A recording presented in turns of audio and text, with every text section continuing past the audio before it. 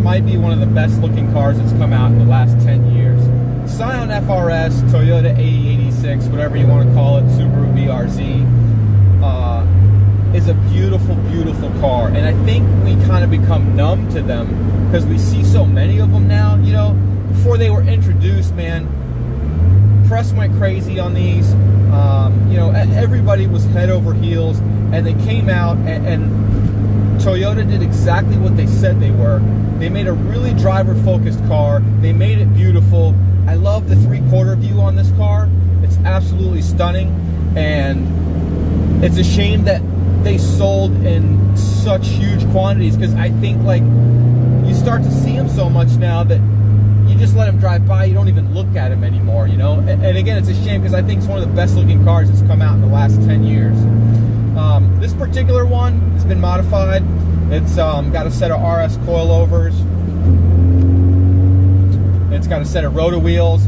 Runs a staggered fitment tire setup, 255 rears, 225 fronts. It's got a short shifter, and it's got an Accutech tune. Runs really, really well. It's not slammed by any means. It's still got about a 1 or 2 finger gap. It does have a stiff ride, but man, the handling on this thing is ridiculous. I don't know how much power the Accutech tune gives it. You definitely feel a little bit more torque. Stock, these make 200 horsepower, I believe 151 foot-pounds. They're pretty gutless from the factory as far as torque goes. But this one definitely feels all right. This particular model is a monogram edition. It's kind of like a luxury edition. Didn't do anything performance-wise or suspension-wise, but did add these cool seats. They're an Alcantara leather combination. It's got HID lights, push-button start-stop. It's got a different audio and navigation setup. It's got dual-zone climate control. Essentially a luxury version, right? And I really like that. I love the push-button start-stop. Really kind of makes it a lot more livable in here. The seats, of course, typical FR-S, man, they're great. They have great bolstering. I love the seating position. I love the driver-focused dash. And this one also does have an NVIDIA N1 exhaust. You can kind of hear it. Not too loud, doesn't really drone on the highway. Actually, I'm not sure what NVIDIA, if it's an N1 or not, but normally NVIDIAs are super loud. I had NVIDIA exhaust in my S2000. I think I had it on for about a week before I had to take it off because I couldn't hear myself think in the car. Shifts are really positive. Again, this one's got a short throw shifter. This is probably not a car I'd put a short shifter in. I think the standard shifter is awesome. But this one does work really well. And with the Accutech tune, it's kind of rev matching for me, which is really cool. Seems to work really well. Mid-range punch is really nice, actually, with this tune. And I did have a chance to drive it around one of my favorite back roads here locally. And I'll tell you what, man, with these coilovers and these big tires, it really is, man. If you're breaking it loose on the street, you're flying in this car. I have a couple criticisms of the FR-S BRZ. One is I think they needed more torque from the factory. Definitely not asking for more horsepower. I think the horsepower was okay. But 151 foot-pounds in a car that weighs approximately 2,800 pounds, I just think they need a little bit more torque. And then the engine note, the exhaust note, a little bit subdued with the stock exhaust.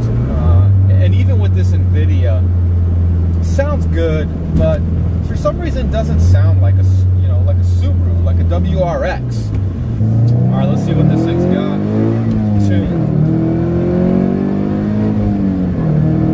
Man, this shifter is really, really good. I don't know how much more power this thing is making, maybe 10 or 20, 30 at the most. But feels really nice, has good mid-range punch, which I appreciate. Again, I think this thing is lacking in torque, so I really like that. Really enjoying this car. Really, really love these cars. Always have, you know. Again, just an absolutely beautiful car. Totally impractical, though. Like, would I buy this over an ND Miata? I don't know. I don't think so, because I enjoy having a convertible. And actually, the ND is faster than this car. To 60, it's faster in the quarter mile. It brakes better. It's all around, I think, a better car. Because this is so impractical. Like, yeah, it has a back seat, but the back seat is completely unusable. It's got a little bit more trunk space. You can put a set of tires in here, which is cool if you want to take it to the track when you fold the back seats down. You know, that's kind of cool. But for my money, I'd probably take the ND Miata over this. Again, I do love the interior layout. I think it's really clean. I think it's really nice. And the styling, I think, is better than the Miata. But again, you become desensitized to these. You see so many of them. And I'm sure the ND will become that way as you see more and more of them. You just don't see a lot of NDs yet, you know? But the FR-S BRZ, man, they're just like absolutely everywhere. They're like Mustangs, you know?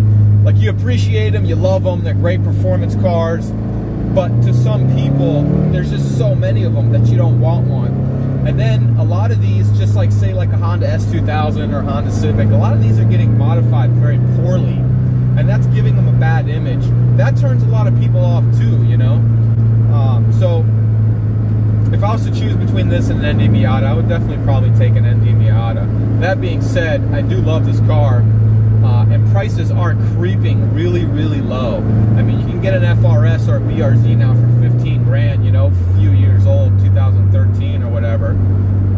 A great value, man, you know. Great car to get into as an enthusiast if you want to go road racing, you know, to a road course event, whatever, to the track. Just an awesome car, really efficient. I think they're supposed to get in the mid-30s on the highway. I don't know if that's true or not. I'm sure you can get 30 mpg in these cars. But for the most part, a great car. I'm really enjoying it. I love it. I love the gauges. I love the center mounted tack. I love the shifter. And this one, modified the way it is, it's really a hardcore sports car, man. I really love that. I can even drive it every day. I don't care. You know, I drove an S2000 with coilovers for 5 years.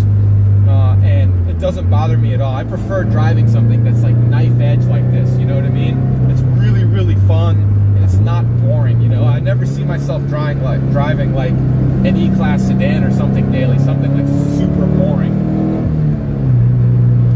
At any rate, guys, if you're looking for an FR-S BRZ, man, it's a great car. You should definitely go drive one. That's it. Peace.